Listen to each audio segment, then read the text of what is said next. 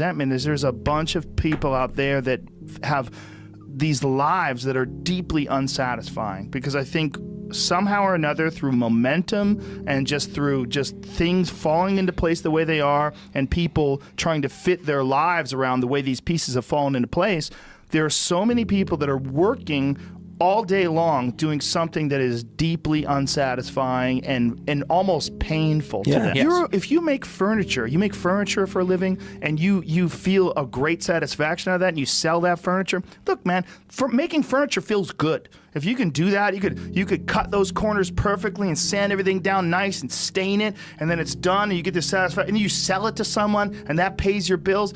That is infinitely more satisfying than being stuck in some fucking cubicle working for someone that you don't want to work for, having to have these stupid fucking office meetings, talking to people in human resources, sitting down with your supervisor where they evaluate your job performance, and you're not really, you really need to be enthusiastic about this company. This company is your future. This kind of like, you're like, fuck, kill me now.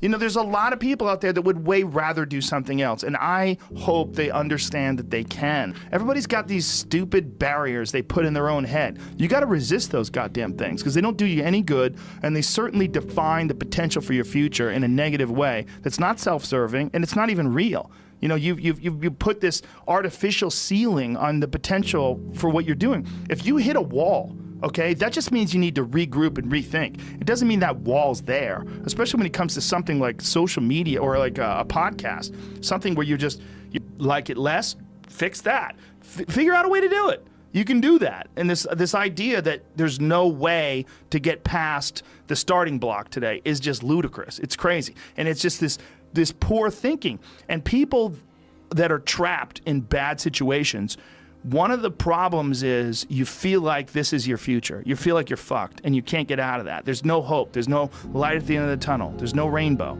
And if you feel like that, that alone can be incredibly defining and limiting. But if you look at yourself objectively and say, okay, I kind of am fucked here. I'm in credit card debt. I'm working in a shitty job. I don't like what I'm doing, but I have some ideas.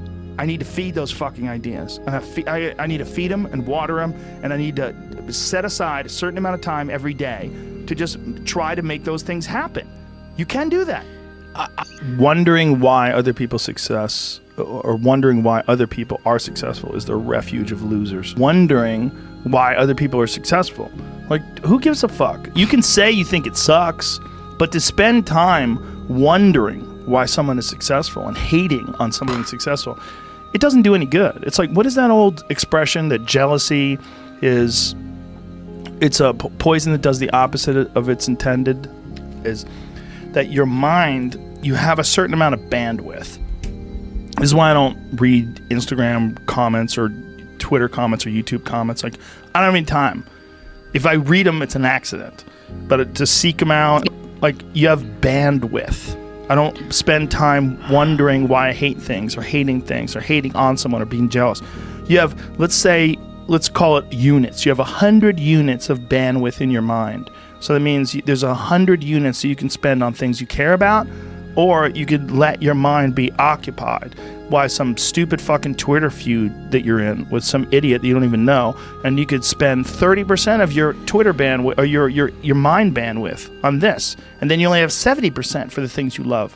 And then maybe you're involved in some fucking relationship with someone who's an idiot, and you're arguing back and forth with them. Well, there's another 30% that's gone. Now you have 40% left. You have 40% for the things you love instead of 100%. But if you only concentrate on the things you care about that mean something to you, and I think that there's a lot of people out there that think somehow or another you're going to get to some place where you're living in silk sheets and you're getting your toes done while someone's dropping grapes into your mouth. I don't want that. I've never wanted that. That guy's not going to be happy. He's going to be bored. An hour into the grapes, you're going to get those fucking grapes away from me. Stop painting my toes. What am I doing in this bed? I got to do something. I'm not stimulated. The human organism, the animal that we are, needs constant stimulation because it evolved trying to find food and escape enemies, and find shelter, escape nature, escape the elements, try to survive, And this is the great joy that you have in taking care of your children, that you can protect your children from the elements and the enemies and feed them. And it's also the great sadness that you see in losers. When I see a loser, I see some guy who's 43 years old, lives in his parents' basement, and he fucking hates the world. I'm like, that was a baby. Man, this is a baby that somebody just gave shitty nutrients to, whether it's nutrients in the forms of food or in the form of thoughts and ideas and examples, and this kid developed these horrible self-defeating patterns of behavior that have led them to this point where they're this middle-aged person with no future and no idea of how to get out of this rut, and probably never will escape it, and might just wind up sucking on a gun. You know, I mean, this is the world that we live in today. And I think part of that world is because we have been fed this line of horseshit that you're supposed to seek comfort. And I don't think you are. I think you're supposed to seek lessons, and you're supposed to seek difficult tasks and accomplishments. And through those things, and through doing things that are hard to do, even if it's just a fucking 90-minute hot yoga class. I do a 90-minute yoga class, man. Those last 20 minutes, I do not want to be there, man. And I definitely don't want to give 100%. And I can cheat. I can kind of half-ass it. But if I don't, and I get through it, when that time is up and the lady says namaste and everybody gets up, I'm like, fuck, man, I made it. You know, I lost 15 pounds. My fucking yoga mat is drenched to the point where I could literally wring it out and fill a jug up with water. But through that struggle, I will now have a better day, and I better fucking do it again tomorrow or do something else, because if I just think, well, tomorrow I'm just going to coast and eat Twinkies and watch TV. Oh, hello, sadness, my old friend. Hello, depression. Because when you're not doing anything, you feel like shit. And that's just a part of being a human being. And we can pretend that we're something other than what we really are, and we can pretend, nah, me, man, I'm just cool, just chilling, doing nothing. Bullshit. You're a fucking human. You're a human being. You evolved from the fucking hundreds of thousands of years of hunters and gatherers and people that were struggling.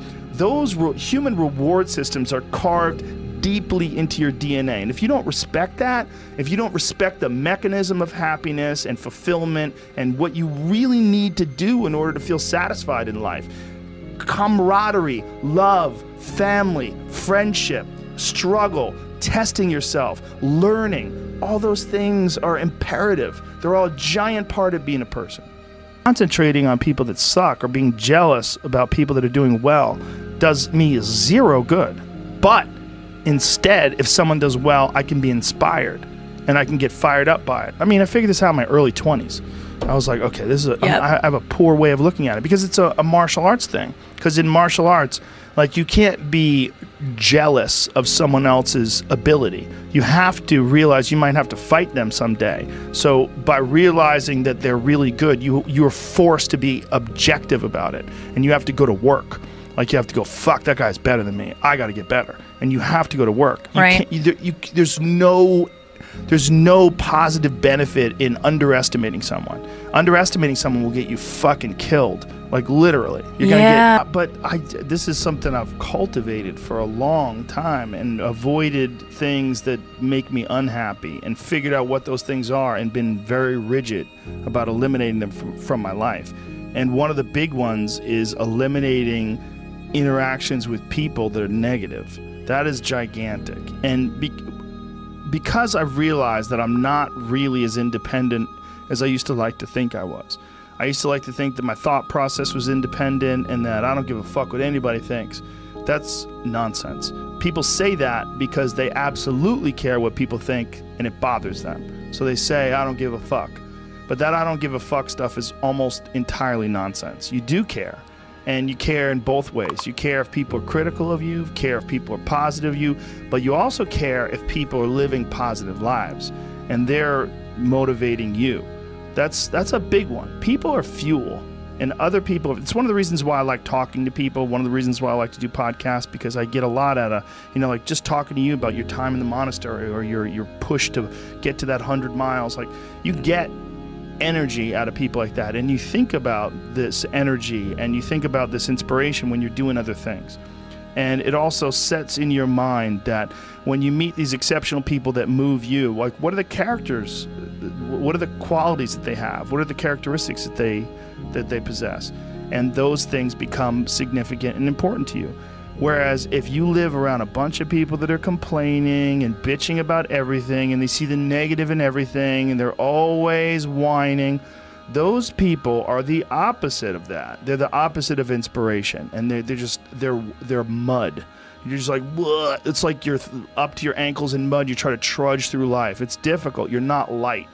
It's not pushing you. There's not a wind at your back. The wind's in your face, and it's rough, and over time, I've learned that these people, you're not going to fix them. I used to want to fix them when I was young. I used to want to go, hey man, I see what you're doing. Like, dude, don't do that anymore. Listen, just do this and stop doing that and start doing this. And if you just work towards this, you could be successful. And then a week later, the guy's doing the same shit. You're like, okay, right. I'm wasting a significant amount of my energy on someone who doesn't want to waste any of their energy on themselves. And so managing the community and the tribe that you're in, making sure that you're a good member of that tribe, that you're doing your part, and there's a lot of cynicism in these days about inspiration and about motivation, because there's a lot of fake shit. You can go on Instagram and you see a million of these inspirational quote pages, and they're run by people that are probably depressed. You see a lot of people that are, talking about how to get ahead in life, but they're not really doing anything themselves. So there's a lot of cynicism involved in that. But there's also sincerity in it, and you can get, if you just look at it with a pure heart and a pure mind, you can get a lot of energy out of that.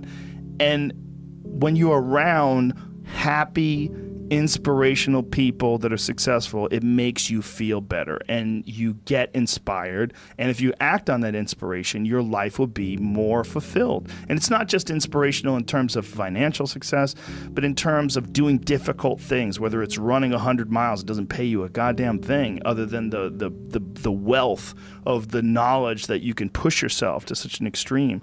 Or anything else, whether it's someone who becomes really good at playing chess, or someone who's really good at martial arts, or whatever it is. There's a great feeling in these overcoming these difficult things, because life is never this just constant state of, I'm at a 9 all day, and when I'm with my wife, I hit 10. Yay! And I stay like that. That's not real. What's real is, like, you saying that you went to this monastery and felt all this angst about meditating and being alone and not having your phone and not having the input, but then when it comes out of it, then you have this reward. So you push through this, and you had these uncomfortable feelings, and you came out of those uncomfortable feelings with this newfound appreciation for time and this respect for your own existence in your own space, and carving out 3 hours for yourself a day. That's where it all comes from. It all comes from